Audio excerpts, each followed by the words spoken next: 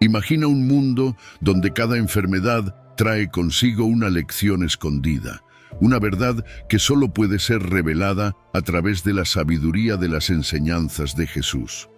Hoy exploraremos profundamente por qué existen las enfermedades y cómo, a través de las palabras de Jesús, podemos encontrar consuelo y comprensión. Él no solo caminó entre nosotros como sanador, sino también como maestro, ofreciendo a través de sus acciones y palabras luces que aún hoy iluminan nuestro camino en momentos de oscuridad y desafío. Consideremos los milagros de Jesús, esos momentos en los que tocó a los enfermos y con simples palabras o gestos les devolvió la salud. Estos no fueron solo actos de poder, sino profundas declaraciones de su misión: liberar a los hombres y mujeres del sufrimiento físico y espiritual. Cada milagro era una demostración de su poder, sí, pero también de su profundo amor por la humanidad. Ahora te invito a reflexionar. ¿Cómo puedes transformar tu percepción de la enfermedad, del sufrimiento, en una fuente de fortaleza y aprendizaje? Jesús nos mostró el camino, no solo para curar el cuerpo, sino para sanar el alma. Y en sus palabras encontramos un mapa que nos guía, aún en los días más sombríos, hacia un lugar de restauración y paz. Querido oyente, te invito a permanecer con nosotros hasta el final de este video. Y si aún no lo has hecho, suscríbete y activa las notificaciones para que YouTube te avise cuando subamos un nuevo video. Comencemos. Número 1. Juan 9, versículo 1 al 3. Reinterpretando el sufrimiento a la luz de Cristo. Imagina este momento, Jesús caminando junto a sus discípulos y de repente sus ojos se posan en un hombre que ha sido ciego desde su nacimiento, un hombre que probablemente ha pasado toda su vida en la sombra, no solo física, sino también emocional. Sus discípulos, al ver esta escena, hacen una pregunta que quizás muchos de nosotros también nos haríamos. ¿Quién pecó? ¿Él o sus padres? Porque claro, en la mentalidad de la época, el sufrimiento era visto como una consecuencia directa del pecado. Si algo malo te pasaba, debía ser porque habías hecho algo para merecerlo. Pero fíjate en la respuesta de Jesús, porque es completamente revolucionaria. No, no es culpa de nadie. Esta situación no se trata de castigo, se trata de oportunidad. ¿Qué manera tan diferente de ver el sufrimiento? Jesús nos enseña aquí algo profundo. Lo que tú y yo podríamos ver como un obstáculo, como una desgracia, Dios lo ve como una plataforma para manifestar su poder y su gloria. Es impresionante cómo la pregunta de los discípulos refleja la creencia de aquel entonces. Muchos pensaban que el sufrimiento era el resultado directo del pecado, como una especie de karma. Y si lo piensas, esta idea no está tan lejos de lo que muchas personas siguen creyendo hoy. A veces, cuando nos enfrentamos a una dificultad, nuestra primera reacción es preguntarnos: ¿qué hice mal? ¿Por qué me está pasando esto? Pero lo que Jesús está diciendo aquí es que no todo sufrimiento es consecuencia de una falla personal. No es una cuestión de culpa o de castigo. En cambio, es una oportunidad, una posibilidad para que Dios muestre su poder. Esto es un cambio radical en la forma de ver nuestras propias luchas. Y aquí viene lo realmente transformador. Jesús no solo rechaza la idea de que la ceguera de este hombre es un castigo por el pecado, sino que además nos invita a ver el sufrimiento como un lienzo en blanco donde Dios puede pintar su obra maestra. ¿Te das cuenta de lo que esto significa? Cada momento de dolor, cada situación que no entendemos puede ser, en manos de Dios, una oportunidad para que su luz brille con más fuerza. Lo que nos parece una limitación, una barrera insuperable, puede ser el escenario perfecto para que Dios haga lo imposible. Este pasaje no se queda solo en el plano físico. La ceguera del hombre no es solo una cuestión de ojos que no ven, es también un símbolo de una ceguera espiritual. Y no te equivoques, todos en algún momento hemos estado ciegos espiritualmente. No es solo una cuestión de no ver con los ojos, sino de no ver con el corazón. Y ahí es donde Jesús entra, no solo para devolver la vista física, sino para iluminar nuestro interior, para mostrarnos quién es Él realmente, la luz del mundo. Una luz que no solo disipa las sombras externas, sino que ilumina lo más profundo de nuestro ser. Pero, ¿qué implica esto para nosotros? Que incluso en nuestros momentos más oscuros, cuando parece que todo está perdido, Dios tiene un propósito. La soberanía de Dios no se limita a los momentos fáciles, a las bendiciones evidentes. No, su soberanía también se extiende a esos momentos en los que no entendemos por qué nos suceden las cosas, cuando nos sentimos perdidos o incluso castigados. En esos momentos Dios está obrando. Quizás no lo veamos de inmediato, pero Él está ahí, transformando cada situación, cada lágrima, en una oportunidad para que su gloria se revele de una manera que ni siquiera podemos imaginar. Es natural que en medio del sufrimiento busquemos respuestas sencillas. Queremos entender por qué suceden las cosas, buscamos culpables. Pero Jesús nos está invitando a dejar de lado esas explicaciones simplistas y a abrazar una comprensión más profunda. Una comprensión que reconoce que, a veces, el sufrimiento no tiene una razón clara desde nuestra perspectiva limitada, pero desde la perspectiva de Dios es una herramienta poderosa para mostrar su amor y su poder. Así que la próxima vez que te encuentres frente a una situación difícil, en lugar de preguntarte ¿por qué a mí?, quizás puedas hacer una pregunta diferente. Dios, ¿cómo quieres manifestar tu obra en esta situación? Porque lo que vemos como una prueba insuperable, Dios lo ve como una oportunidad para transformar nuestra vida, para mostrarnos algo que antes no podíamos ver. En su luz, incluso la oscuridad tiene un propósito. Jesús nos invita a desafiar nuestras creencias, a replantearnos cómo entendemos el dolor y las dificultades. En lugar de ver el sufrimiento como un castigo o una condena, Él nos invita a verlo como una oportunidad para la revelación divina. Es un llamado a la esperanza, a una confianza profunda en que Dios está obrando incluso cuando no lo entendemos. Número 2. Marcos 2, versículo 17.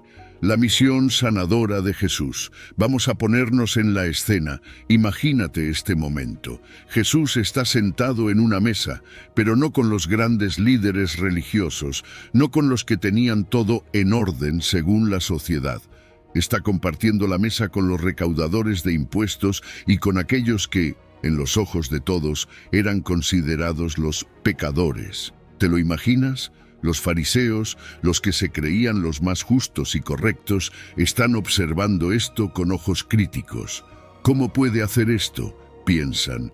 ¿Cómo es que este maestro se atreve a juntarse con personas tan despreciables? Pero fíjate en la respuesta de Jesús, porque aquí hay algo profundo y revolucionario. No son los sanos los que necesitan médico, sino los enfermos. No he venido a llamar a justos, sino a pecadores. Este momento es clave. Jesús está dejando clara su misión y no es precisamente la que los fariseos esperaban. Ellos, que se aferraban a las leyes y a la pureza ritual, no podían comprender por qué alguien tan puro como Jesús elegiría asociarse con los marginados, los olvidados, los que eran vistos como lo peor de la sociedad. Pero ahí es donde la mentalidad de Jesús rompe completamente con las expectativas humanas. Jesús no vino para quedarse en una burbuja de perfección, vino para entrar en el desorden, en el dolor, en las vidas de aquellos que más lo necesitaban. Es como si Jesús les estuviera diciendo: ustedes están tan enfocados en verse bien externamente, en cumplir con las reglas, que se han olvidado de lo más importante, las personas que están sufriendo, los que necesitan desesperadamente una esperanza, una segunda oportunidad. Y es que los fariseos no podían entender esto. Para ellos, estar cerca de un pecador era contaminarse. Era como si la pureza fuera una cosa frágil que se rompía con solo rozar a alguien impuro. Pero Jesús ve las cosas de otra manera. Él no tiene miedo de ensuciarse las manos. Su misión es ir precisamente donde más se necesita la luz. Y aquí es donde entra la metáfora del médico. Piénsalo, ¿para qué sirve un médico? No es para los que están sanos, sino para los enfermos. Si alguien está sano, no va al hospital, pero si alguien está enfermo, necesita urgentemente ver al médico, necesita ser atendido. Jesús está diciendo, yo soy ese médico, y no vine para los que se creen sanos, vine para los que reconocen que están heridos, quebrados, perdidos. Esa es la misión de Jesús, sanar, restaurar, redimir. Y fíjate que no está diciendo que unos son realmente justos y otros no. Lo que está diciendo es que hay quienes reconocen su necesidad de salvación, mientras que otros, como los fariseos, están tan llenos de sí mismos que no ven su propia condición.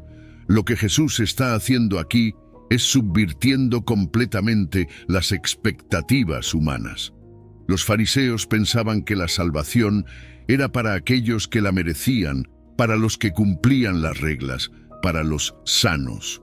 Pero Jesús dice, no, la salvación es para los que la necesitan, para los que están dispuestos a reconocer su necesidad de ayuda, su necesidad de gracia. Esto es el Evangelio en su esencia. No se trata de lo que hacemos o dejamos de hacer, se trata de la gracia de Dios, de un regalo inmerecido que está disponible para todos, especialmente para aquellos que la sociedad ha rechazado. Y aquí es donde todo se da vuelta. Jesús no solo está hablando a los pecadores que están allí en la mesa con Él, está hablando también a los fariseos y a nosotros. Nos está desafiando a reflexionar sobre cómo vemos a los demás, pero también sobre cómo nos vemos a nosotros mismos. ¿Cuántas veces hemos caído en la trampa de pensar que somos suficientemente buenos? ¿Cuántas veces hemos mirado a alguien más y pensado, bueno, al menos no soy como esa persona? Jesús nos desafía a dejar esa mentalidad. Nos llama a reconocer que sin importar cuán justos o correctos creamos ser, todos necesitamos de su gracia. Nadie está tan sano que no necesite al médico. Esta es una invitación a reevaluar nuestras propias actitudes. ¿Estamos dispuestos a aceptar que necesitamos ayuda? ¿Estamos dispuestos a extender esa misma gracia y misericordia a aquellos que, según los estándares del mundo, no la merecen?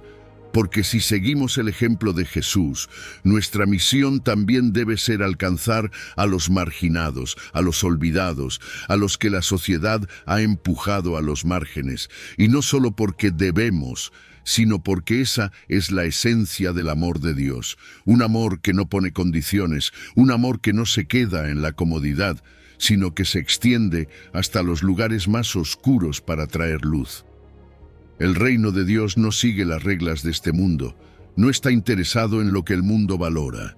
Donde el mundo ve fracaso, Jesús ve oportunidad. Donde el mundo ve pecado, Jesús ve redención. Donde el mundo ve marginación, Jesús ve inclusión.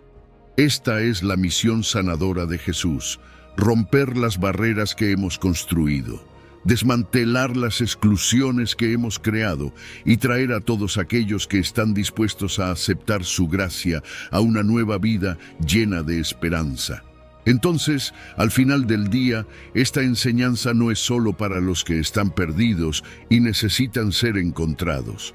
Es para cada uno de nosotros, recordándonos que nunca debemos sentirnos tan sanos como para no necesitar al médico, y que nuestra misión, si realmente queremos seguir a Jesús, es ir también a aquellos que están en la periferia, a los que el mundo ha olvidado, y recordarles que ellos también son dignos del amor y la gracia de Dios.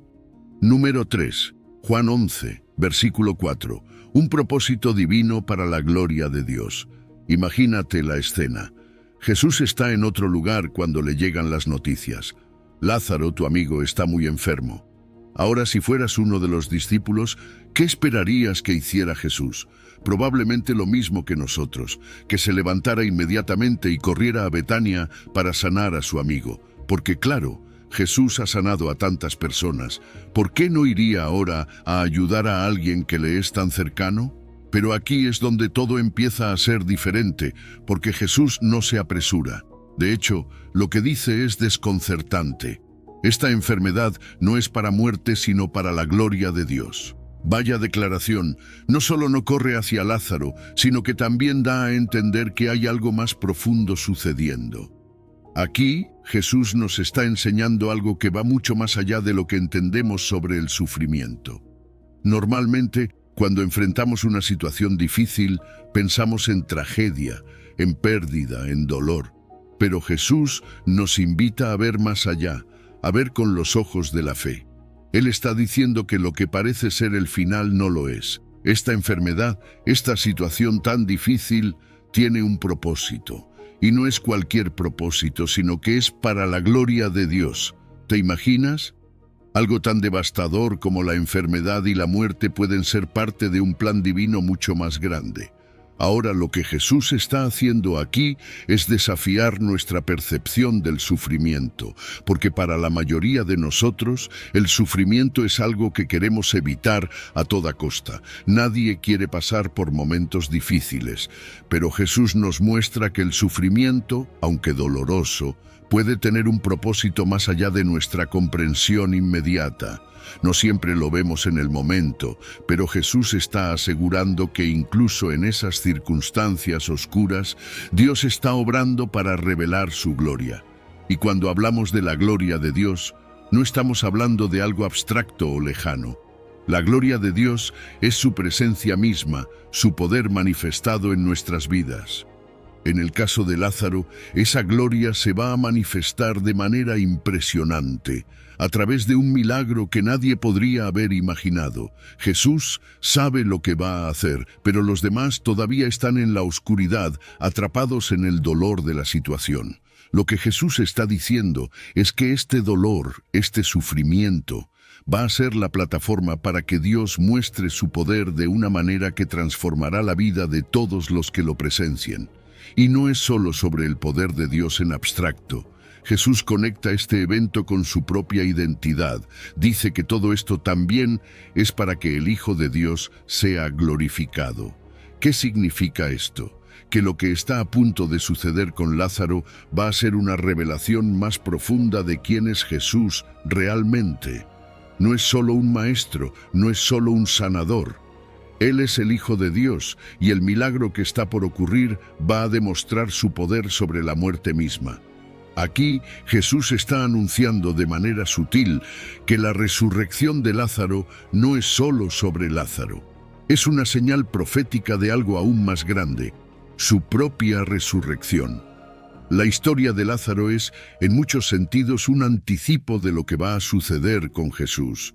Porque si lo piensas, el milagro de la resurrección de Lázaro es como una pequeña muestra del poder de Dios para vencer a la muerte. Jesús está preparando a sus seguidores para entender que la muerte no es el final. Y más adelante, cuando Jesús resucite de entre los muertos, este evento tomará un significado aún mayor. La resurrección de Lázaro es una señal de que, en el reino de Dios, la muerte no tiene la última palabra.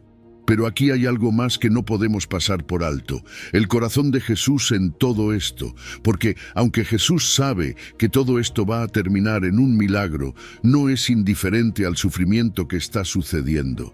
Vemos a Jesús profundamente conmovido por el dolor de Marta, María y todos los que lloran la pérdida de Lázaro. Esto nos muestra algo poderoso. Dios no es ajeno a nuestro sufrimiento. Jesús, aun sabiendo que va a resucitar a Lázaro, llora. ¿Por qué? Porque nuestro dolor le importa. La compasión de Jesús es real. No solo viene a traer poder y gloria, viene a estar con nosotros en medio del sufrimiento, a llorar con nosotros, a caminar con nosotros en los momentos más oscuros. Este equilibrio entre el poder de Dios y la compasión de Jesús es lo que hace este relato tan profundo. Sí, Jesús va a mostrar su poder sobre la muerte, pero no lo hace desde una distancia fría. Lo hace desde un lugar de cercanía, de empatía. El milagro no es solo una demostración de poder, es una respuesta al dolor humano, al sufrimiento real que todos experimentamos. Y aquí es donde llegamos a las implicaciones teológicas más profundas de esta historia. Porque, en primer lugar, nos muestra que el sufrimiento no siempre es lo que parece. A veces, lo que vemos como una tragedia es en realidad una oportunidad para que Dios muestre su gloria de maneras que nunca habríamos imaginado.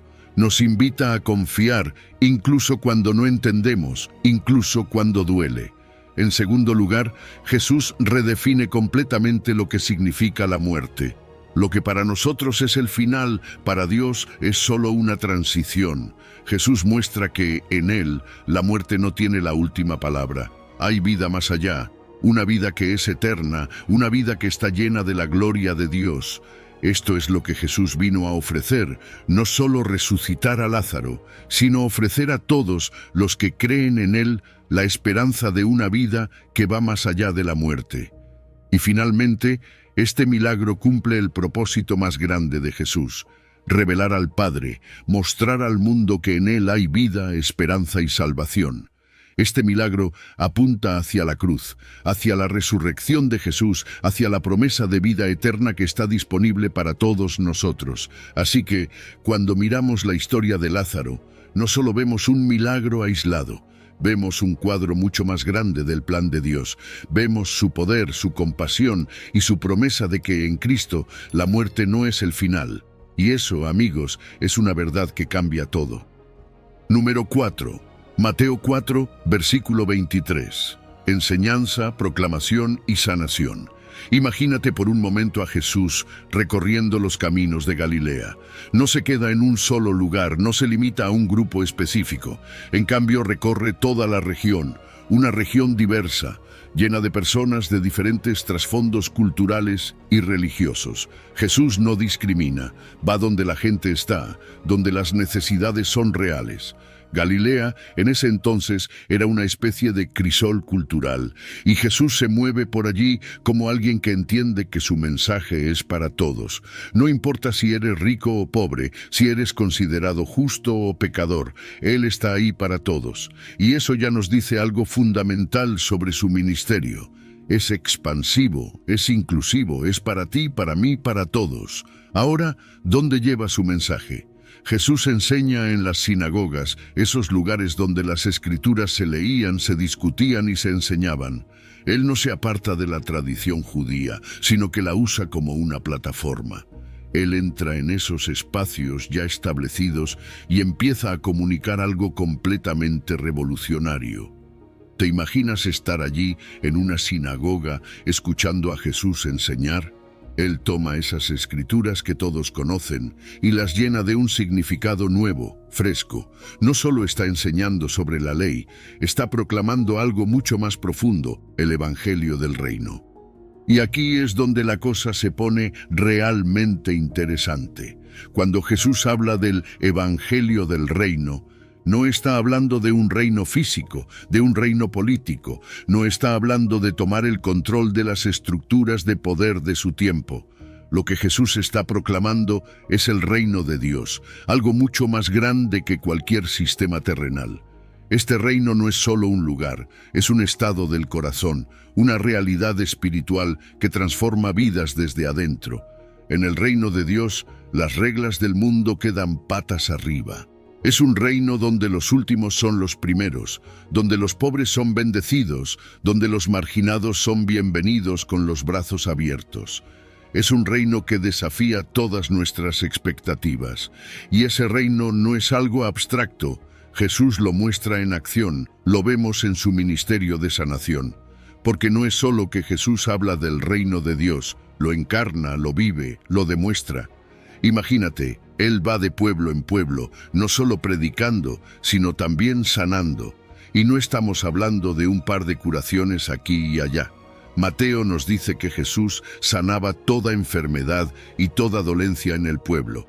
Esto no es un gesto simbólico, es algo concreto, algo palpable. Cada sanación es una pequeña muestra de lo que significa el reino de Dios. Un lugar donde el dolor, la enfermedad y la muerte no tienen la última palabra, pero hay más en estas sanaciones de lo que parece. En esa época, la enfermedad no era solo algo físico, estaba cargada de significado social y espiritual.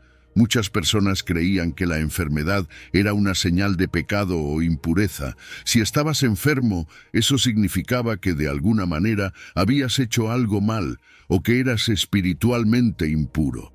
Entonces, cuando Jesús sana a alguien, no solo está curando su cuerpo, está restaurando su lugar en la comunidad.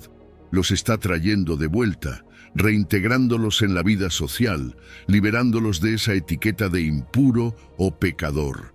Es como si Jesús estuviera diciendo, no eres tu enfermedad, no eres tu condición, eres amado, eres restaurado. Eso es el reino de Dios en acción. Sanidad física, sí, pero también restauración social, emocional y espiritual. Y aquí es donde la misión de Jesús se vuelve increíblemente inclusiva. Él no discrimina, sanaba a todos, desde los más ricos hasta los más pobres, desde los que eran considerados justos hasta los que eran vistos como pecadores. En un mundo donde tantas cosas nos dividen, el ministerio de Jesús nos recuerda que, en el reino de Dios, esas divisiones no importan. La compasión y el poder de Jesús están disponibles para todos los que lo busquen. No tienes que ser perfecto, no tienes que tenerlo todo resuelto, solo tienes que estar dispuesto a recibir lo que Él tiene para ofrecerte. Y si miramos todo esto, nos damos cuenta de que el ministerio de Jesús es verdaderamente integral. No está separado en partes, no es que un día enseña, otro día predica y otro día sana. Todo está conectado. La enseñanza, la proclamación y la sanación son una manifestación completa del reino de Dios en la tierra. Jesús no vino solo a darnos reglas o doctrinas, vino a tocarnos en cada área de nuestra vida, vino a sanar nuestras almas, nuestras mentes y nuestros cuerpos. Su ministerio no deja nada fuera, es una invitación a experimentar la plenitud del amor de Dios en cada aspecto de nuestras vidas. ¿Y sabes qué es lo más asombroso? Que ese ministerio no ha terminado. Lo que Jesús comenzó en Galilea sigue hoy. Esa enseñanza, ese anuncio del reino de Dios, esa sanación profunda sigue disponible para nosotros. Él sigue recorriendo nuestras vidas, nuestras ciudades, nuestros corazones, trayendo su reino donde más lo necesitamos. Así que cuando pienses en Jesús, no lo veas como un maestro distante o un sanador del pasado. Piensa en Él como alguien que hoy, en este mismo momento, está obrando en tu vida, enseñando, proclamando y sanando. Su ministerio no es solo una historia antigua, es una realidad viva, presente, que sigue transformando vidas. Número 5. Mateo 8, versículo 17. Jesús, el sanador que carga nuestras dolencias. Fíjate bien en este versículo que Mateo cita, porque lo que nos está diciendo aquí va mucho más allá de lo que podría parecer a primera vista. Él mismo tomó nuestras enfermedades y llevó nuestras dolencias. Mateo está conectando directamente lo que Jesús hizo con lo que Isaías profetizó siglos antes. Está diciendo, mira, lo que Jesús está haciendo ahora ya estaba previsto, ya estaba anunciado. Está señalando a Jesús como el cumplimiento de esa figura del siervo sufriente de Isaías 53. Y eso es muy importante, porque no es solo que Jesús sanaba a los enfermos, no es solo que hacía milagros. Cada acción de Jesús, cada toque sanador, está directamente conectado con algo mucho más grande, algo profetizado por los antiguos. Lo que estamos viendo aquí no es simplemente un acto de compasión hacia una persona enferma, es el cumplimiento del plan de Dios para la humanidad. Pero fíjate, este versículo no se queda solo en el ámbito físico. Claro, Mateo nos está contando cómo Jesús sanaba físicamente a las personas, pero nos está llevando a un nivel más profundo. Está señalando algo que no se ve a simple vista, algo espiritual. Las sanaciones que Jesús realiza son signos externos de una obra redentora mucho más profunda. Jesús no vino solo a sanar cuerpos, vino a sanar almas, vino a cargar con el peso del pecado, a llevar en sus hombros todo el sufrimiento de la humanidad. Y aquí es donde vemos una de las dimensiones más impactantes del ministerio de Jesús. Él no solo está sanando a distancia, no está simplemente declarando queden sanos. Él está tomando sobre sí mismo nuestras dolencias. Se está identificando de manera tan profunda con nuestro sufrimiento que lo asume, lo lleva. Esto es mucho más que un acto de poder, es un acto de sacrificio. Jesús toma esas enfermedades, esas dolencias y las lleva. ¿Te das cuenta de lo que eso implica? No es solo un alivio momentáneo para la persona que está sufriendo, es Jesús diciendo, yo lo voy a llevar por ti. Eso no es algo simbólico o superficial. Es Jesús entrando en lo más profundo de nuestro quebrantamiento, en nuestra humanidad rota, y diciendo, voy a cargar esto sobre mis propios hombros. Y claro, esto apunta directamente a la cruz. Cada sanación, cada liberación que vemos en el ministerio de Jesús es una señal de lo que está por venir. Es una prefiguración de lo que hará de manera definitiva en la cruz, cuando tome no solo las enfermedades físicas, sino también el peso del pecado, de la muerte, y lo lleve todo por nosotros. Este acto de cargar con nuestras dolencias también revela algo muy profundo sobre la compasión de Jesús. Porque sí, Él es el Hijo de Dios, pero no está distante, no está por encima del sufrimiento humano. No, Él entra en el sufrimiento.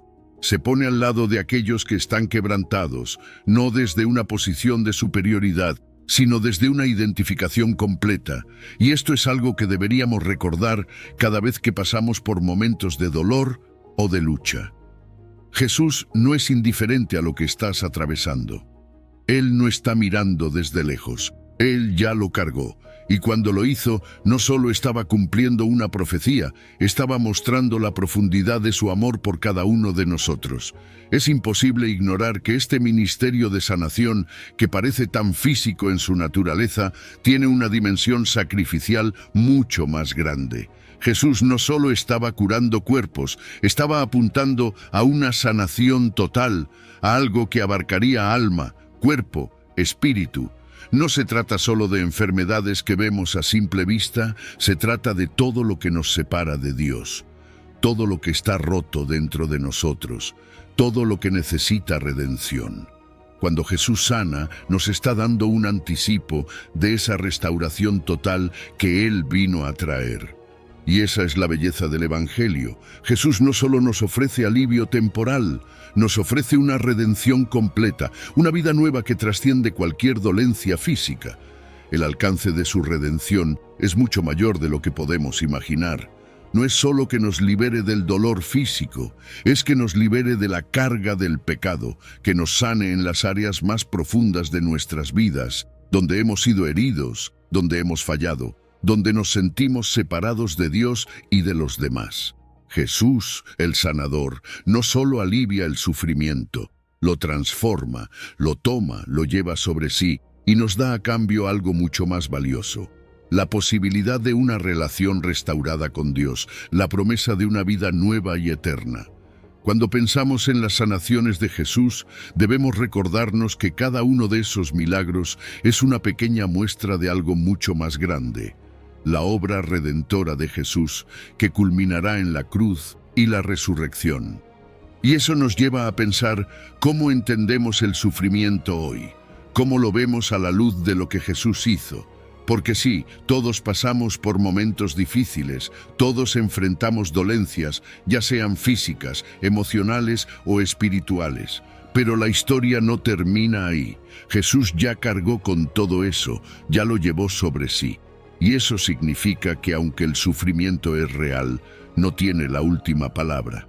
Jesús, con su ministerio de sanación, nos está invitando a confiar en Él, a poner nuestras dolencias, nuestras luchas, nuestras cargas a sus pies, sabiendo que Él ya las ha llevado y que en su sacrificio encontramos la sanación completa.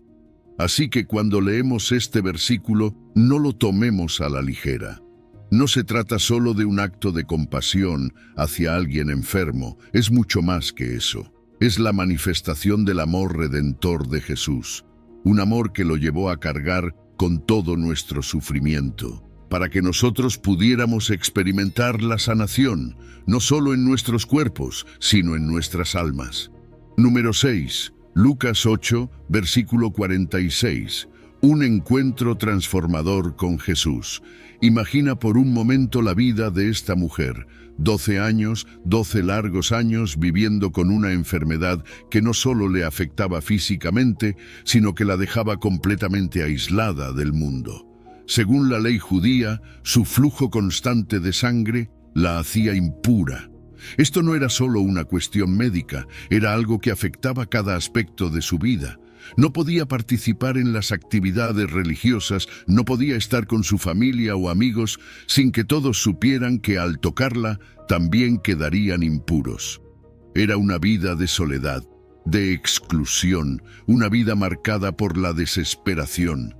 Y lo peor de todo es que ya había gastado todo lo que tenía en médicos, sin obtener cura alguna. Todo parecía estar en su contra. Ahora piensa en esto. En medio de su desesperación, ella escucha hablar de Jesús, un hombre que ha sanado a otros, que ha hecho milagros.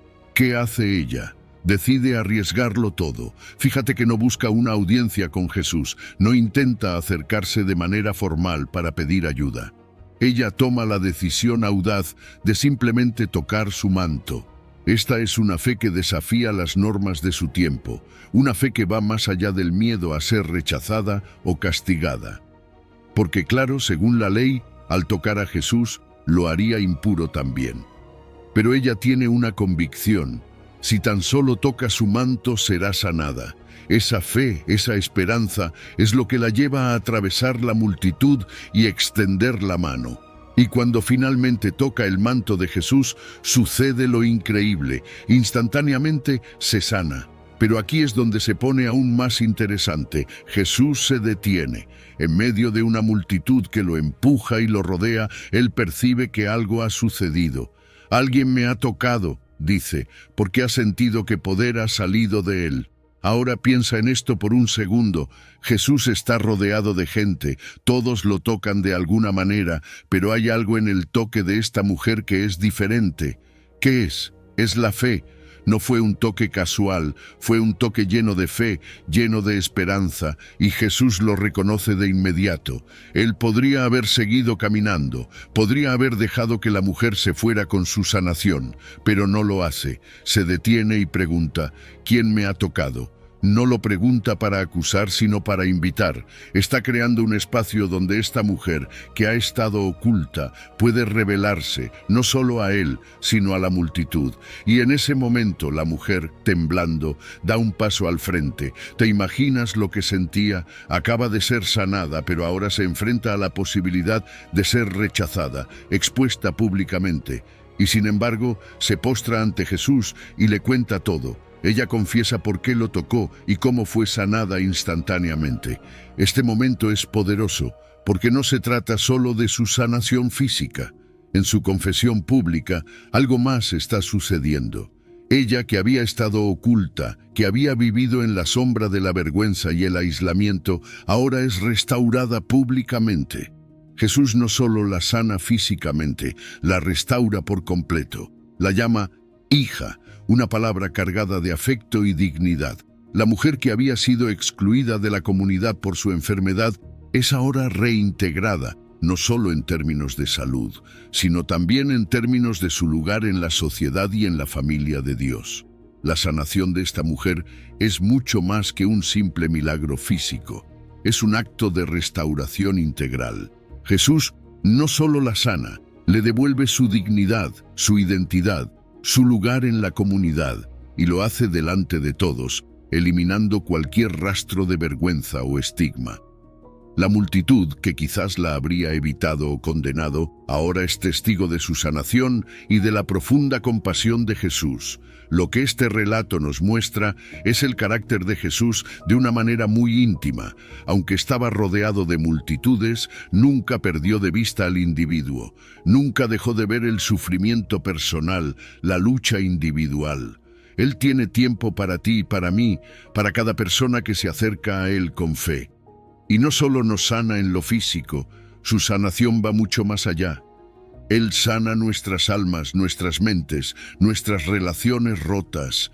Nos ofrece una restauración completa que abarca todas las áreas de nuestras vidas.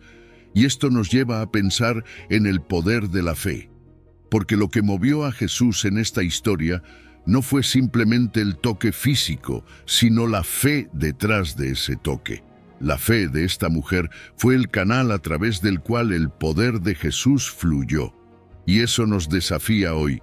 ¿Cuánta fe tenemos cuando nos acercamos a Él? ¿Creemos verdaderamente que Él tiene el poder para sanarnos, para restaurarnos, para darnos una nueva vida? También hay algo importante que no podemos pasar por alto: la confesión pública de la mujer. Aunque inicialmente quería permanecer oculta, cuando Jesús la llama, ella responde. Y en su confesión, en su testimonio público, algo profundo sucede. No solo para ella, sino para todos los que la escuchan. Porque cuando compartimos lo que Dios ha hecho en nuestras vidas, no solo nos edificamos a nosotros mismos, sino que edificamos a otros. Nuestro testimonio tiene el poder de inspirar fe en los demás, de mostrarles que el mismo Jesús que sanó a esta mujer sigue obrando hoy.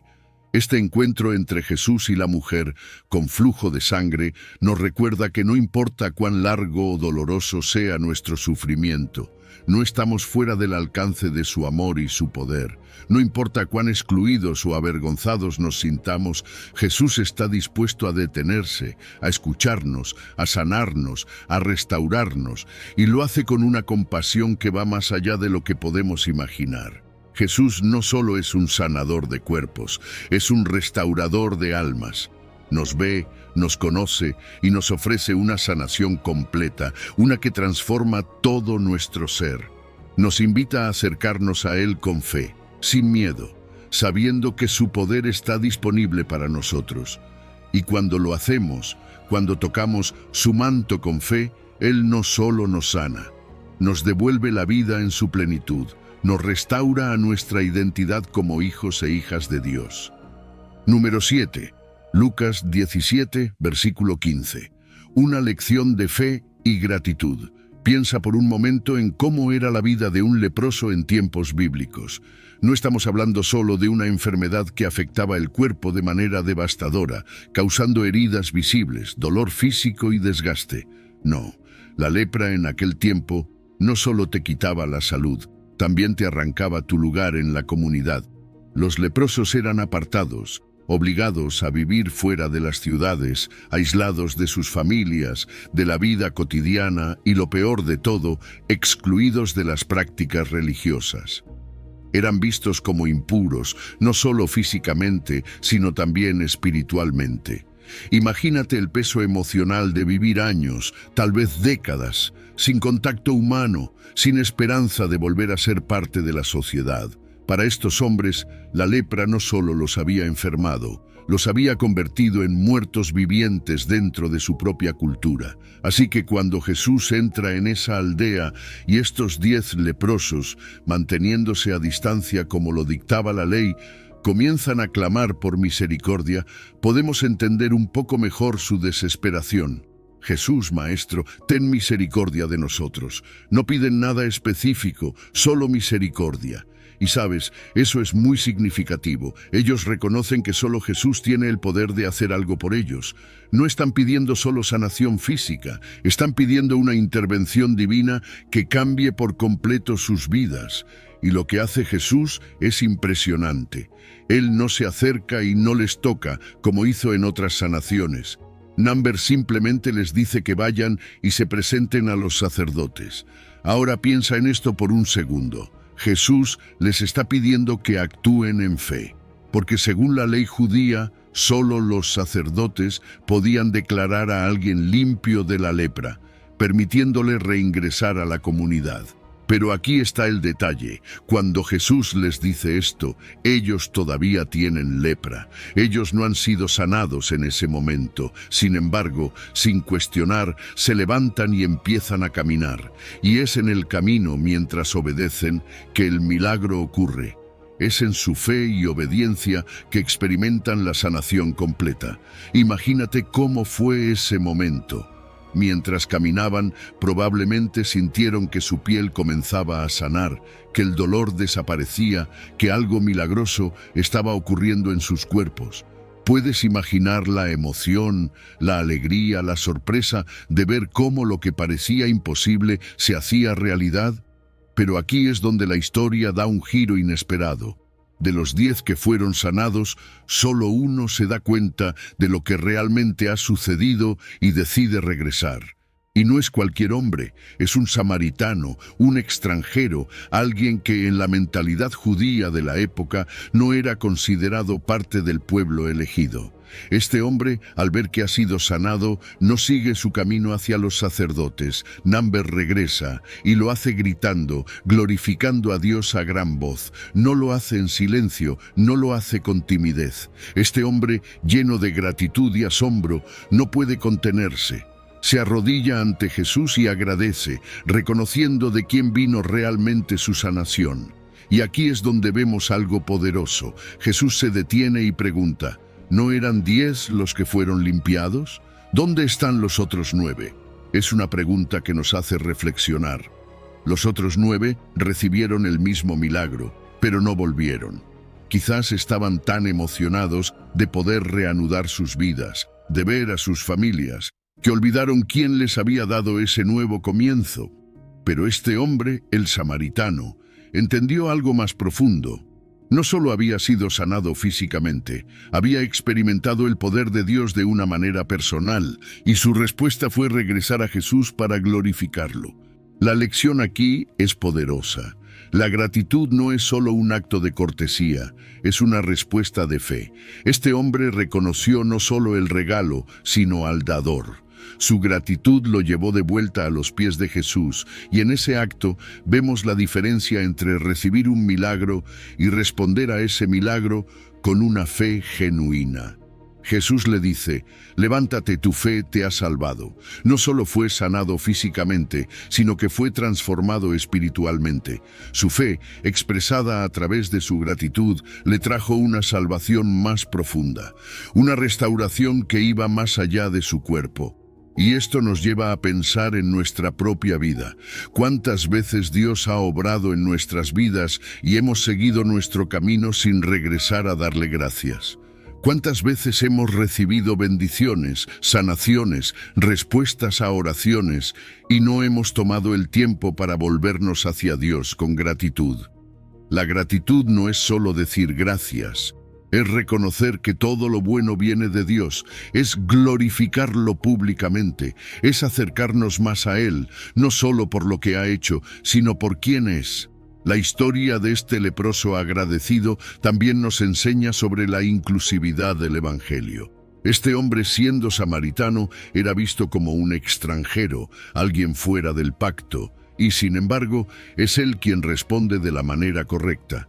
Jesús no hace distinción de personas.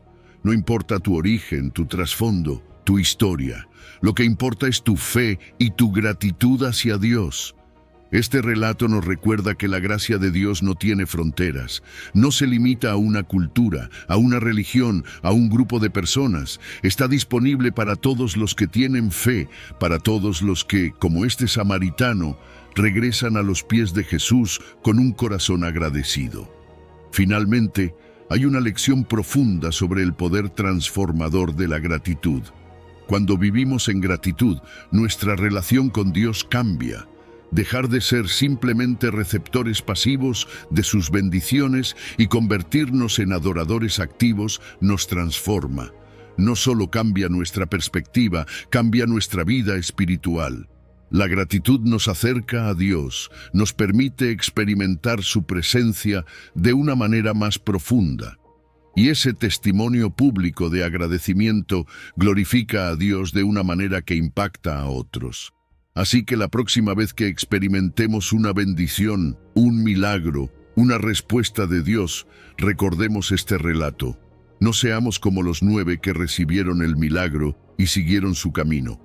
Seamos como el samaritano que regresó, que glorificó a Dios, que entendió que la verdadera sanación va más allá del cuerpo. Número 8. Mateo 8, versículo 14. El poder transformador de Jesús en lo cotidiano. Cuando Jesús entra en la casa de Pedro, no hay multitudes aclamando, ni una escena pública de esas que llaman la atención. Estamos ante un momento profundamente íntimo, en el corazón de un hogar.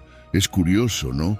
A veces pensamos que los milagros más grandes suceden en lugares públicos, frente a los ojos de muchos, pero aquí vemos a Jesús actuando con la misma compasión y poder en un entorno completamente doméstico. No se necesita un escenario espectacular para que el poder transformador de Jesús se manifieste. Él entra en esa casa como entra en nuestras vidas, en lo más cotidiano, en lo más común, y ahí, justo ahí, realiza un milagro. La suegra de Pedro está postrada en cama, enferma con fiebre. En la cultura de la época, esto no solo la debilitaba físicamente, sino que también afectaba profundamente la dinámica familiar. Estar enfermo en esa sociedad significaba ser vulnerable, dependiente de los demás para las tareas más básicas, y en muchos casos, ser visto con cierta sospecha. La enfermedad, en particular para las mujeres, les quitaba su capacidad de cumplir con su rol dentro de la familia. Esa fiebre no solo la mantenía en cama, también la alejaba de su papel, de su función. Así que cuando Jesús la ve en ese estado, su respuesta es inmediata y directa. Lo que sucede a continuación es de una simplicidad sorprendente y al mismo tiempo tremendamente profundo. Jesús no pronuncia grandes palabras, no hace un ritual elaborado, simplemente la toca. Ese toque tiene un significado enorme. En esa época, tocar a alguien enfermo, especialmente si no era parte de tu familia, era visto como algo inapropiado, incluso peligroso. Pero Jesús no se preocupa por las normas sociales ni por las reglas de pureza ritual. Él no está aquí para seguir convenciones humanas, está aquí para romperlas cuando es necesario. Con ese simple gesto, no solo sana a la mujer físicamente, sino que la restaura a su dignidad. Su toque es compasivo, es personal, es poderoso. No hay barreras que lo detengan. En ese momento la fiebre la deja. Y fíjate en lo que sucede después. Ella se levanta inmediatamente y comienza a servirles. Esto es importante. No se trata solo de que recupere su salud. Hay algo más profundo aquí. Su capacidad de levantarse y servir no es solo una señal de que está bien físicamente. En ese acto de servicio vemos que ha sido restaurada por completo. Está de vuelta en su rol dentro de la familia, en su función, en su lugar. Y más allá de eso, su servicio también es una respuesta de adoración y gratitud hacia Jesús. No es un simple gesto práctico, es un reconocimiento de lo que ha hecho por ella. Se ha encontrado con el poder sanador de Dios, y su respuesta es ponerse a su disposición. Este milagro es una demostración clara de la autoridad de Jesús sobre la enfermedad. Pero también nos revela algo más. Nos muestra que el reino de Dios no solo irrumpe en grandes eventos o en lugares religiosos, sino que también está presente en lo cotidiano, en la vida diaria, en nuestros hogares. La casa de Pedro, ese lugar común y corriente, se convierte en un lugar sagrado porque Jesús está presente. Y lo mismo sucede en nuestras vidas. Cuando Jesús entra en nuestras situaciones más ordinarias, todo cambia. Lo común se convierte en extraordinario cuando Él actúa. Además, este pasaje subraya algo que a veces pasamos por alto: la naturaleza inclusiva del ministerio de Jesús. La suegra de Pedro no es una figura prominente, no tiene un papel importante en la narrativa de los evangelios, y sin embargo, Jesús se preocupa por ella. Este milagro nos recuerda que Jesús no discrimina, que su gracia y su poder están disponibles para todos, sin importar su estatus, género o posición en la sociedad. En un tiempo donde las mujeres no siempre tenían un lugar de valor en la narrativa pública, Jesús las ve, las sana y las restaura. Este simple acto dentro de un hogar tiene un peso teológico tremendo. Jesús no solo está sanando físicamente, está derribando barreras sociales y culturales. Y, por supuesto, no podemos pasar por alto lo que este milagro nos enseña sobre la misión redentora de Jesús. Cada sanación que realiza es una señal de algo más grande. No se trata solo de aliviar el sufrimiento físico, aunque eso es increíblemente importante. Se trata de una restauración completa. Cuando Jesús sana, también está apuntando a su misión más amplia: restaurar a la humanidad, llevarnos de vuelta a una relación correcta con Dios y entre nosotros. La sanación física es un símbolo de esa sanación espiritual más profunda que Jesús vino a ofrecer. Este pasaje también nos invita a reflexionar sobre nuestra propia vida. A menudo buscamos a Jesús en los momentos grandes, en los milagros espectaculares.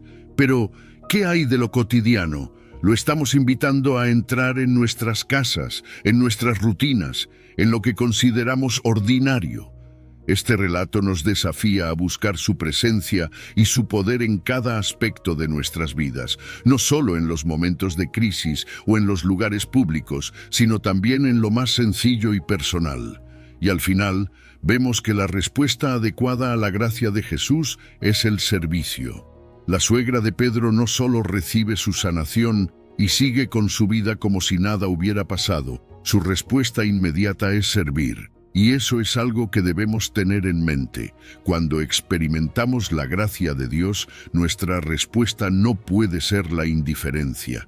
Debe ser una gratitud activa, un servicio que refleje nuestra transformación, porque al final del día, nuestro servicio no es solo un deber, es una forma de adoración, una manera de decirle a Dios: gracias por lo que has hecho en mi vida. En resumen, este milagro aparentemente sencillo está cargado de significado. Nos habla del poder de Jesús para sanar, pero también de su capacidad para restaurar completamente, de su preocupación por lo cotidiano, de su inclusión de aquellos que son marginados y de su invitación a responder a su gracia con servicio y adoración. Nos desafía a ver el reino de Dios no solo en los grandes eventos, sino también en los momentos más comunes de nuestras vidas, recordándonos que cuando Jesús entra en nuestros hogares, todo es transformado. Número 9. Juan 5, versículo 8. El poder transformador de la palabra de Jesús. Imagina por un momento la escena en el estanque de Betesda. Este lugar lleno de personas enfermas, paralíticas y ciegas, esperando un milagro, dependiendo de una creencia popular, que cuando las aguas se agitaban, el primero en sumergirse sería sanado. Entre la multitud está un hombre que lleva 38 años paralítico, incapaz de moverse, sin esperanza real de alcanzar el estanque en el momento oportuno. Esta es una imagen de desesperanza total, una metáfora de lo que muchos experimentan en la vida: estar tan cerca de la solución, pero al mismo tiempo sentir que es inalcanzable. Años de enfermedad, frustración y sentir que no hay salida. Y ahí es donde Jesús entra en escena. No se acerca a una multitud, no está predicando desde una colina o haciendo un milagro público. No, Él se dirige directamente a este hombre, en medio de su dolor y su impotencia, y le hace una pregunta tan simple pero tan profunda: ¿quieres ser sano? A primera vista parece obvia la respuesta. Claro que sí, este hombre querría ser sanado, ¿verdad? Pero su respuesta nos revela algo más profundo. El hombre no responde con un sí directo, en cambio, empieza a explicar su situación: que no tiene a nadie que lo ayude a entrar en el agua cuando se agita. Su mirada sigue puesta en esa solución limitada que tenía en mente. Está atrapado en lo que cree que es su única opción, pero Jesús está a punto de mostrarle que hay algo mucho más grande que las expectativas humanas. Este hombre estaba enfocado en el agua, en la manera tradicional en la que pensaba que sería sanado, pero Jesús le ofrece algo diferente. Jesús no le habla del agua, no le explica la fe, simplemente le da una orden: levántate, toma tu lecho y anda. Esas palabras llevan consigo un poder increíble. No es solo una sanación física, es un llamado a una nueva vida. Levántate. Es una palabra de resurrección, un mandato a dejar atrás 38 años de impotencia, de dependencia, de desesperanza. El hecho de que Jesús le diga «toma tu lecho» también tiene un significado especial. Ese lecho, que había sido su espacio de sufrimiento, de limitación, ahora se convierte en un testimonio. Lo que una vez representaba su incapacidad, ahora es la prueba viviente de su sanación. Es como si Jesús le dijera, eso que antes te definía como paralítico, ahora será una señal de lo que Dios ha hecho en tu vida.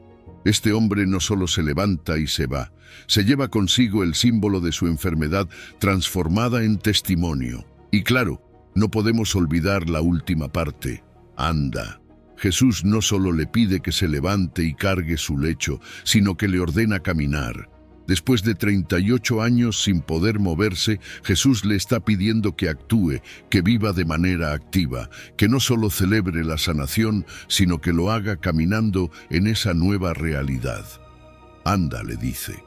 Y con esa palabra lo libera de las cadenas de la parálisis física y espiritual. El milagro sucede al instante. La sanación no es gradual, no es algo que lleva tiempo. En el mismo momento en que Jesús pronuncia esas palabras, el hombre es sanado. Esto nos muestra la autoridad total de Jesús. No hay necesidad de rituales o de tiempo. Cuando Jesús habla, las cosas cambian al instante. Y el hombre, sin dudar, obedece. Este es un detalle clave, su obediencia inmediata. En cuanto Jesús le dice que se levante, Él lo hace. A veces, en nuestras propias vidas, Dios nos da una palabra, un mandato, pero dudamos. Este hombre nos da un ejemplo de fe pura, de confiar y actuar sin demora. Pero, como suele suceder en los evangelios, el milagro no pasa desapercibido. Jesús lo realiza en el Sábado, el día de reposo, y eso causa controversia entre los líderes religiosos. En lugar de maravillarse por el milagro, se enfocan en el hecho de que el hombre lleva su lecho en día de reposo, lo cual consideraban una violación de la ley. Aquí vemos un choque entre el legalismo y la compasión divina. Los líderes religiosos estaban tan preocupados por las reglas que no podían ver el milagro delante de sus ojos. Jesús, al sanar en el Sábado, no solo demuestra su poder, sino que redefine lo que significa verdaderamente descansar y vivir en el reino de Dios. El descanso no es solo la ausencia de trabajo, es la plenitud de la vida en Cristo, es la sanación, es la restauración.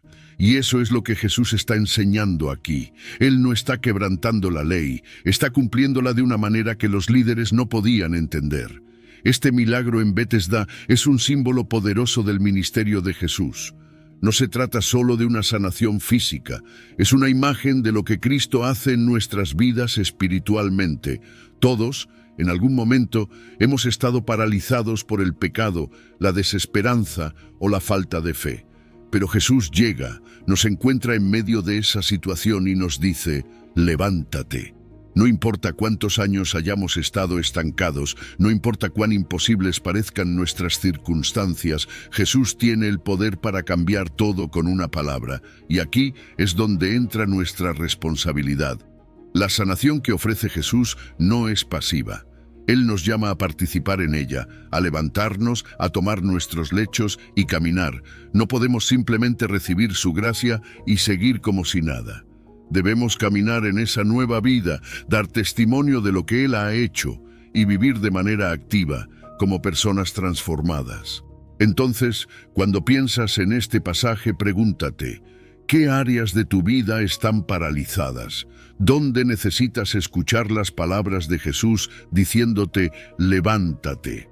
Y más importante aún, cuando Él te hable, ¿estás listo para obedecer, para tomar tu lecho y andar, sabiendo que su palabra tiene el poder de transformar no solo tus circunstancias, sino toda tu vida? El poder de la palabra de Jesús no es solo algo del pasado. Hoy sigue siendo tan eficaz, tan transformadora como lo fue en Betesda. Él sigue diciendo, levántate a los corazones quebrantados, a las vidas paralizadas, a las personas que necesitan una nueva dirección. La pregunta es, ¿estás dispuesto a confiar en su palabra y levantarte? Número 10. Marcos 1, versículo 23. Jesús y su autoridad sobre los espíritus inmundos. Imagina la escena en la sinagoga. Es un lugar que debería ser de paz, un lugar de adoración, donde las escrituras son leídas y enseñadas. Pero de repente, en medio de la enseñanza de Jesús, todo cambia. Un hombre poseído por un espíritu inmundo irrumpe en el ambiente sagrado. El contraste no podría ser más fuerte. En un espacio que se supone está dedicado a Dios, el mal se manifiesta, dejando a todos atónitos. Este hombre, bajo la influencia del espíritu, comienza a gritar, desafiando y confrontando a Jesús. ¿Te imaginas el silencio, la tensión, el miedo palpable en el aire? Y lo más sorprendente es lo que dice el espíritu. No es un grito de confusión o de ignorancia, no. El espíritu sabe exactamente quién está delante de él. ¿Qué tienes con nosotros, Jesús Nazareno? ¿Has venido para destruirnos? Sé quién eres, el Santo de Dios. Es increíble, ¿verdad? En un momento en el que muchos aún estaban tratando de entender quién era Jesús, este espíritu inmundo lo reconoce de inmediato, lo llama por su nombre, lo identifica no solo como Jesús de Nazaret, sino como el Santo de Dios. Es como si el mismo reino de las tinieblas estuviera consciente de que su tiempo estaba contado, de que la presencia de Jesús marcaba el inicio de su derrota.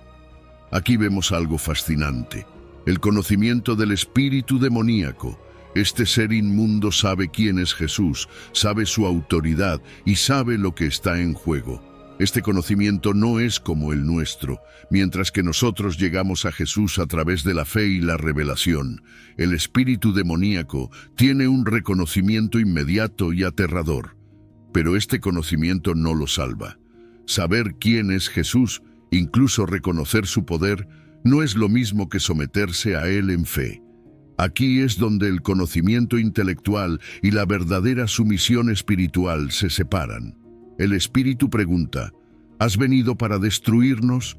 Porque sabe que la llegada de Jesús significa juicio, significa que su tiempo de operar libremente está llegando a su fin. Y esto nos lleva a la misión mesiánica de Jesús. Su ministerio no es solo de enseñanza y sanación física, también es una confrontación directa con el reino de las tinieblas. Jesús no solo vino a hablar sobre el reino de Dios, Él vino a traerlo, a poner fin al poder del mal, a liberar a aquellos que están atrapados bajo el dominio de Satanás. Entonces, ¿cómo responde Jesús a esta manifestación del mal? No con miedo, no con un largo discurso. Él simplemente le dice, cállate y sal de él. Dos órdenes, cortas, directas, llenas de poder. No necesita de fórmulas complicadas ni rituales elaborados. La autoridad de Jesús es tal que, con una sola palabra, el espíritu inmundo debe someterse y salir del hombre. Esto nos revela algo fundamental sobre la naturaleza de Jesús. Su palabra tiene el poder absoluto sobre todas las cosas, visibles e invisibles.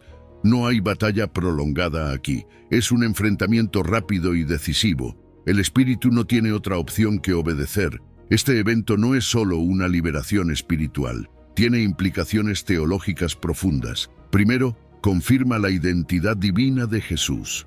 Solo alguien con el poder y la autoridad de Dios puede enfrentarse al mal de esta manera. Segundo, demuestra que el reino de Dios no es solo una idea abstracta, sino una realidad activa que está irrumpiendo en el mundo. Jesús no solo habla sobre el reino, lo manifiesta con sus acciones. Y esta confrontación en la sinagoga es una prueba visible de que el reino de Dios está expulsando las tinieblas, liberando a los oprimidos, transformando lo que está roto. Pero hay algo aún más interesante. Este milagro ocurre dentro de una sinagoga, en un lugar de adoración donde se suponía que la presencia de Dios debía ser el centro, es donde se revela la presencia del mal. Este evento nos lleva a cuestionar las meras observancias religiosas. El sistema religioso de la época, con todas sus reglas y rituales, no pudo impedir la presencia del mal en ese lugar sagrado. Sin embargo, Jesús, con su autoridad divina, lo expulsa. Esto nos recuerda que la religión vacía, sin la presencia y el poder de Dios, no tiene la capacidad de enfrentar el mal. Lo que se necesita es un poder espiritual real, un encuentro verdadero con el Cristo vivo. Este milagro también nos muestra el carácter dual del ministerio de Jesús. Él no solo vino a enseñar. Sus palabras tienen un poder transformador. pero van acompañadas de acciones poderosas que demuestran la realidad de lo que enseña. En este evento, vemos cómo Jesús proclama el reino de Dios no solo con palabras, sino con la liberación de aquellos que están atados por las fuerzas del mal. La enseñanza y la liberación están unidas en su ministerio. No hay separación entre lo que dice y lo que hace. Y por supuesto, no podemos olvidar el impacto que esto tuvo en los que estaban allí. La gente en la sinagoga estaba asombrada. Nunca antes habían visto algo así. Jesús no era como los demás maestros o líderes religiosos. Su autoridad no era solo en palabras, sino en acciones, y eso los desafiaba, porque confrontaba todo lo que pensaban que sabían sobre la religión, sobre la ley, sobre el poder. Este milagro no solo fortaleció la fe de algunos, sino que también llevó a otros a cuestionarse. Porque cuando alguien como Jesús aparece, quien no solo habla de Dios, sino que también demuestra su poder, todos deben tomar una decisión. O reconoces su autoridad o te resistes a ella, pero ¿qué significa todo esto para nosotros hoy? Este evento nos recuerda que el conflicto espiritual es real. No es solo algo del pasado, no es solo una historia antigua. Hay una lucha continua entre el reino de Dios y el reino de las tinieblas, y aunque esa lucha puede parecer invisible a veces, es muy real. Sin embargo, también nos recuerda algo aún más poderoso. No tenemos que temer, porque Jesús ya ha demostrado su autoridad sobre todas las fuerzas del mal. Su victoria es segura. Nos invita a confiar en su autoridad, a saber que en Cristo no hay poder más grande. Si Él pudo expulsar a este espíritu inmundo con solo una palabra, ¿qué no puede hacer en nuestras vidas? Tal vez no estamos enfrentando una posesión demoníaca, pero todos lidiamos con cosas que nos oprimen, que nos atan, que nos frenan. La pregunta es, ¿creemos que Jesús tiene el poder para liberarnos? Este relato en la sinagoga también nos desafía a no quedarnos solo en el conocimiento intelectual de quién es Jesús. Los demonios sabían quién era Jesús, pero ese conocimiento no les salvó. La verdadera fe va más allá del conocimiento. Es una sumisión total, una confianza absoluta en su poder, una entrega a su autoridad. Así que hoy la invitación es clara. ¿Estamos dispuestos a confiar plenamente en la autoridad de Jesús sobre nuestras vidas, sobre nuestras luchas, sobre todo lo que nos afecta? ¿Estamos listos para ver cómo su palabra no solo tiene el poder de transformar el mundo, sino también de transformar nuestros corazones y liberarnos de cualquier cosa que nos mantenga cautivos? Número 11. Mateo 12, versículo 22. Manifestación del poder de Jesús sobre las fuerzas del mal. Imagina la escena. Un hombre completamente atrapado en la oscuridad. No solo era ciego, incapaz de ver la luz del mundo físico, sino también mudo, sin la capacidad de expresar ni un solo sonido. Pero lo que lo afligía iba más allá de una simple condición física. Había algo más profundo, algo espiritual, que lo mantenía en esta opresión. Este hombre estaba poseído por un demonio. Esta posesión había robado su habilidad de ver y hablar, dejándolo atrapado en una prisión de silencio y oscuridad. Y justo en ese momento aparece Jesús, sin ceremonias, sin elaboradas invocaciones ni rituales. Simplemente con su autoridad divina expulsa al demonio. Es importante notar la sencillez y la fuerza del acto de Jesús. No hay alardes ni espectáculos. Su poder se manifiesta de manera inmediata y directa. En un instante, el hombre, que había estado inmerso en una oscuridad espiritual y física, comienza a ver. Sus ojos se abren, su boca, que por tanto tiempo no había pronunciado palabra, comienza a hablar. Este milagro no es solo un evento aislado, tiene un significado profundo y lleno de simbolismo. La ceguera, en este caso, no es solo la incapacidad de ver el mundo físico, representa algo más, la ceguera espiritual, esa incapacidad de percibir la verdad divina, de comprender la realidad de Dios. Y la mudez, la incapacidad de proclamar lo que Dios ha hecho. Este hombre simboliza a todos aquellos que, bajo la opresión del mal, no pueden ver la verdad ni declarar la libertad que viene de Dios. Cuando Jesús lo libera, no solo le devuelve la vista y el habla, le devuelve la libertad. Lo saca de esa esclavitud espiritual en la que había estado atrapado. Este es un recordatorio poderoso de lo que Jesús vino a hacer: liberar a los cautivos, traer luz donde hay oscuridad y restaurar la plenitud de la vida en aquellos que han sido quebrantados. La sanación de este hombre es un reflejo de la victoria de Jesús sobre las fuerzas del mal. No hay poder demoníaco que pueda resistirse a la autoridad de Cristo. Su poder no solo sana el cuerpo, sana el alma, restaura la dignidad y devuelve la esperanza. Aquí vemos una demostración tangible del reino de Dios. Cuando Jesús expulsa al demonio, es una señal clara de que el reino de Dios está irrumpiendo en este mundo. Es una declaración de que las fuerzas del mal ya no tienen el control. Y este milagro no solo cambia la vida de este hombre, es una señal para todos los que presencian el poder de Jesús. Les muestra que el reino de Dios no es solo una promesa futura, sino una realidad presente que se está manifestando en medio de ellos. Pero también debemos observar la reacción de la gente. El pueblo, al ver este milagro, está asombrado. No pueden creer lo que han visto. Han sido testigos de algo que desafía toda lógica humana. Han visto a un hombre liberado de las fuerzas demoníacas y restaurado completamente. Y es aquí donde comienzan las preguntas. La gente se pregunta si Jesús es realmente el Mesías, aquel que había sido prometido desde tiempos antiguos. Y no es una pregunta trivial. Este milagro para muchos es el cumplimiento de las profecías del Antiguo Testamento, como la de Isaías 35, versículo 5, que habla de cómo, en los tiempos mesiánicos, los ciegos verán y los mudos hablarán. La gente está comenzando a darse cuenta de que lo que están viendo no es solo un milagro, es una señal de que el Mesías ha llegado y que el reino de Dios está en acción. Pero no todos reciben esta verdad de la misma manera. Mientras que el pueblo está asombrado y muchos comienzan a creer, los líderes religiosos, los fariseos, responden con dureza y escepticismo.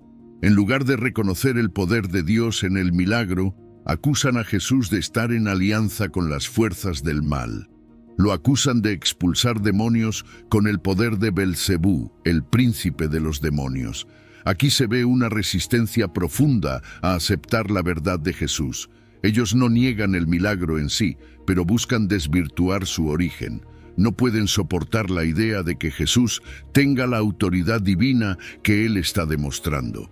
Porque aceptar eso significaría que tendrían que rendirse a su autoridad, y eso es algo que no están dispuestos a hacer. Y mientras observamos esta reacción, es importante notar lo que está en juego.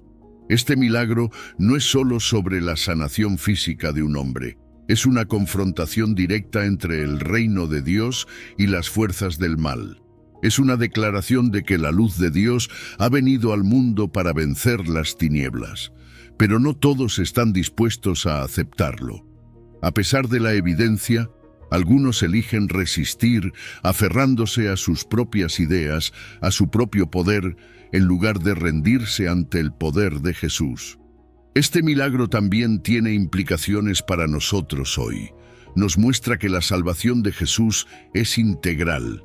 No solo sana nuestros cuerpos, sino que también sana nuestras almas. Jesús no solo expulsa el demonio, también devuelve a este hombre su vista, su voz, su lugar en la comunidad, lo reintegra en todos los aspectos de su vida. Esto es lo que hace la salvación de Jesús, no es parcial, es completa. Nos libera de la opresión, nos devuelve lo que el mal nos ha robado y nos reintegra a una relación correcta con Dios y con los demás. Y finalmente, este pasaje nos invita a reflexionar sobre nuestra propia respuesta al poder de Jesús.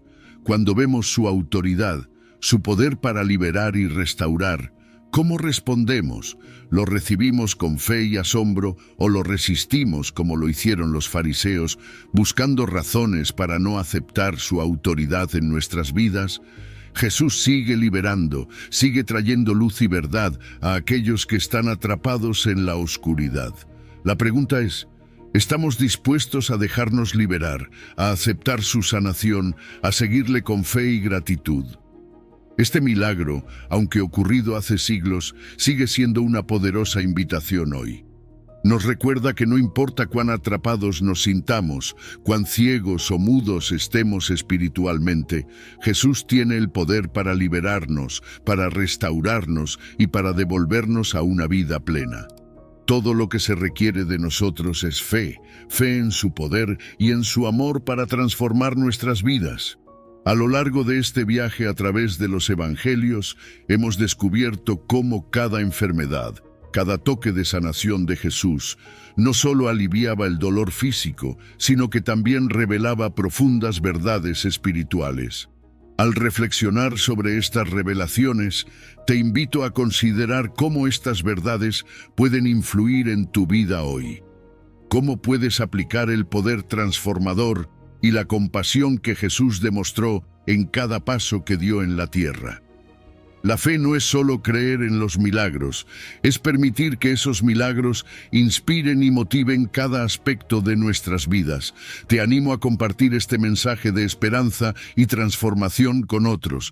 Y si aún no lo has hecho, te invito a suscribirte y activar las notificaciones para que no te pierdas ninguna de nuestras futuras exploraciones sobre las verdades bíblicas que pueden cambiar vidas. Juntos, podemos seguir creciendo en fe y comprensión, iluminados por la luz eterna de la sabiduría divina. Si has llegado al final de este video, eres una persona dedicada y comprometida con el crecimiento espiritual y el acercamiento a Dios. El hecho de que hayas llegado hasta el final demuestra tu determinación para absorber conocimiento y aplicarlo en tu vida. Sigue buscando sabiduría y trabajando para fortalecer tu fe y tu relación con Dios. Recuerda que el aprendizaje y el acercamiento a Dios son un viaje continuo y gratificante. Mis videos ayudan a las personas de cualquier edad a acercarse a Dios, redescubriendo enseñanzas olvidadas y profundizando en la palabra divina. Comenta: estoy más cerca de Dios, para hacernos saber que llegaste hasta aquí y que estás en este camino de fe con nosotros.